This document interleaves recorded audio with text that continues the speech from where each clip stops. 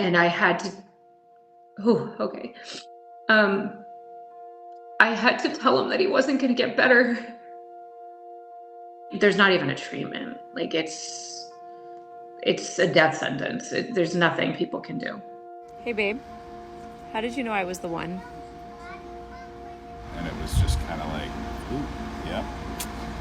Might be her. I think she's the one. Uh-oh. That's the problem. Lisa Pontius from Charleston, South Carolina, is raising awareness about one of the rarest diseases there is, after her husband of 12 years lost his life to it.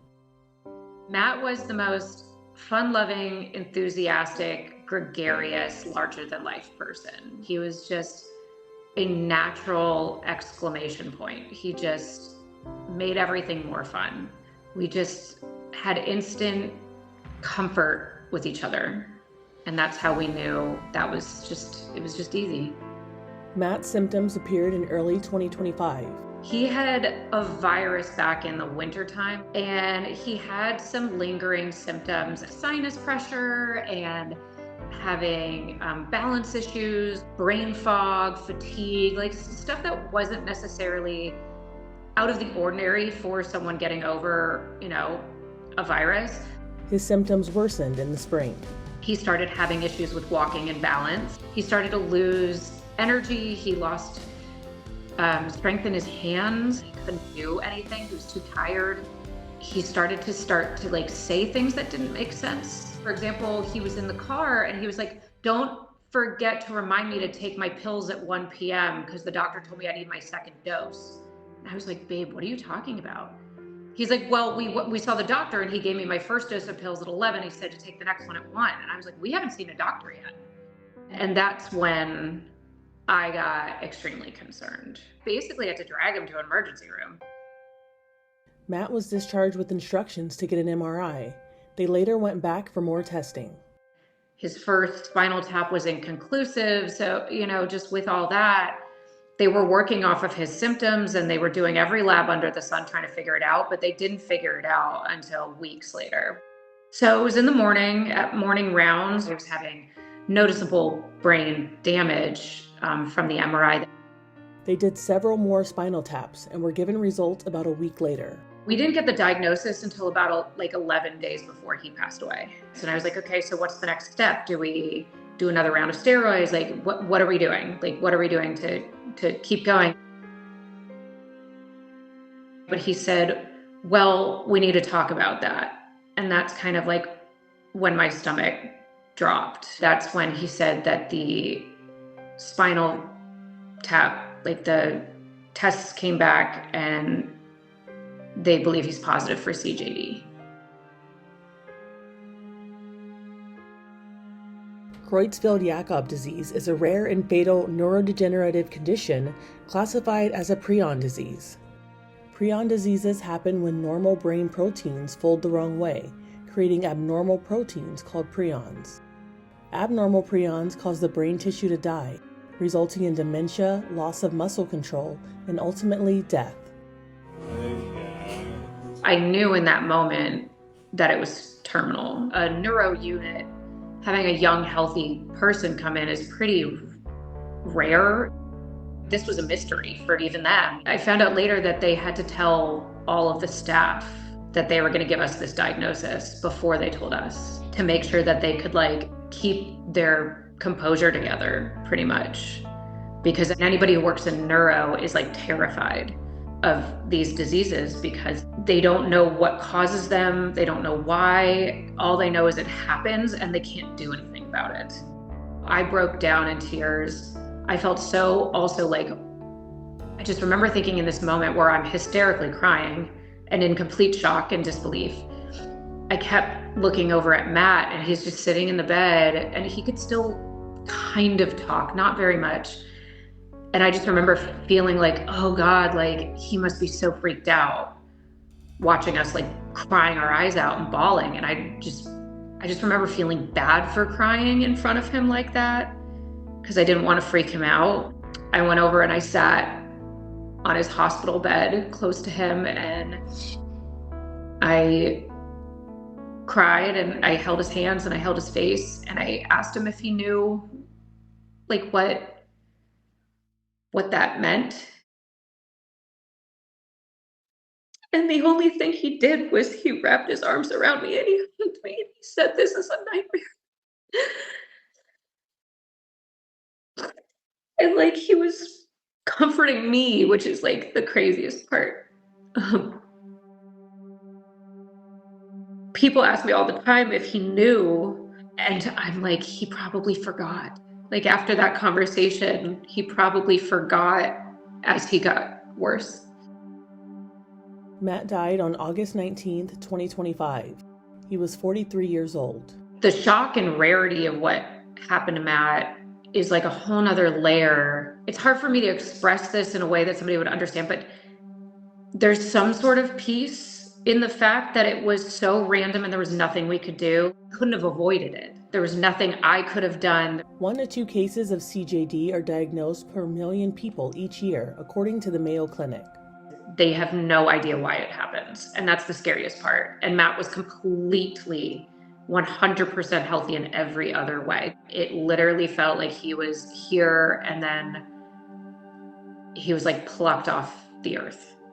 It just, and so quickly. And the like deterioration part, that in of itself is horrifying to like watch your person.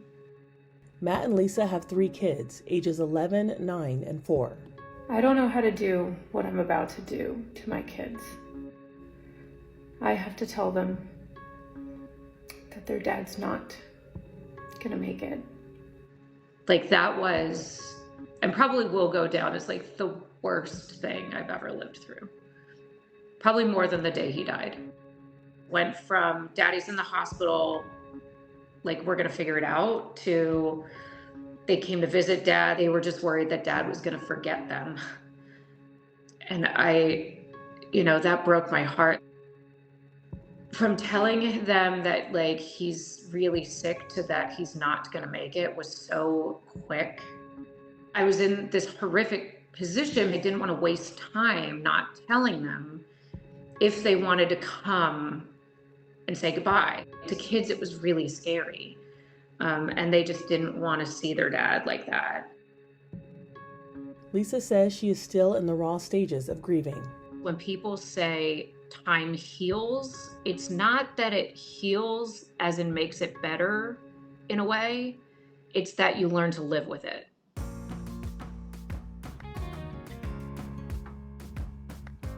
Your body can't handle all the grief all at once, so it comes in spurts and waves, and eventually the waves get fewer and far between, but you can't predict them either.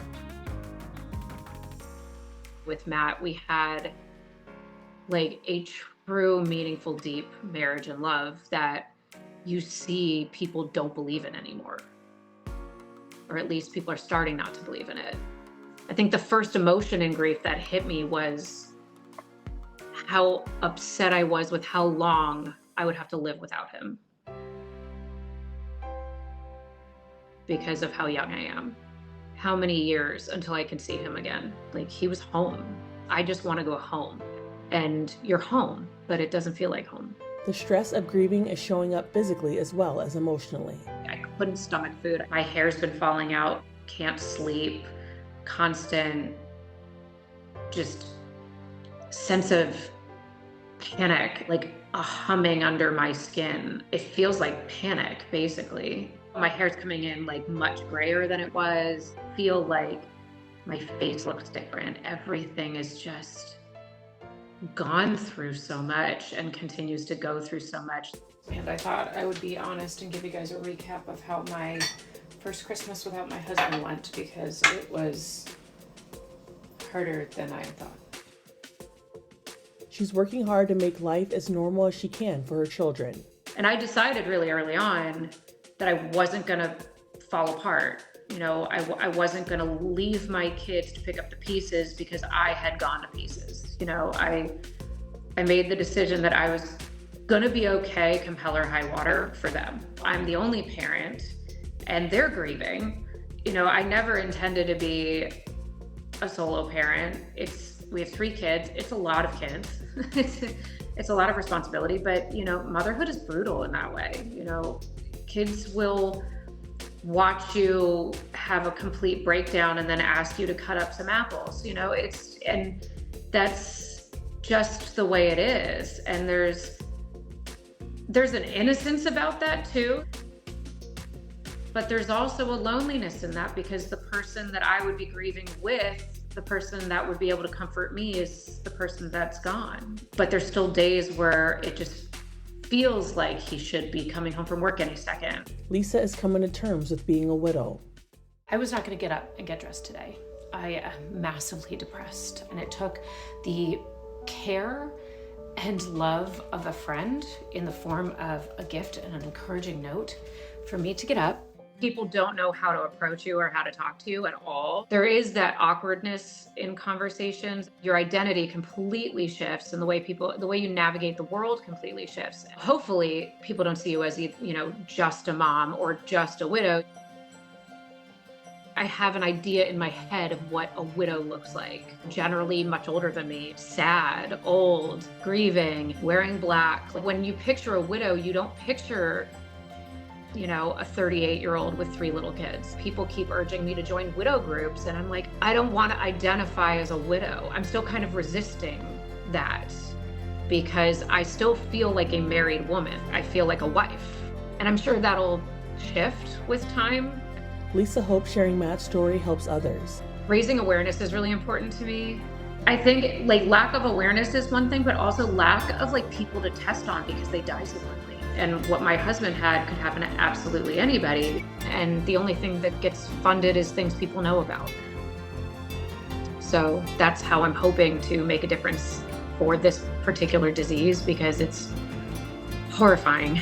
She also hopes sharing her story will help her heal and help others grieving. It's a new year, and the only thing I want this year is a sense of peace. Absolutely lean on anybody and everybody you can. If someone's willing to come help you, do it. In any capacity. If someone's willing to come show up and just sit with you, let them come. Don't try and grieve alone. I don't think humans are made to grieve alone. So let people comfort you. Be vulnerable. Just know that you can't do it yourself. And when the waves hit, know that they will subside, and you just have to make it to the end of the day. For more info on CJD, visit cjdfoundation.org. For Inside Edition Digital, I'm Andrea Swindle.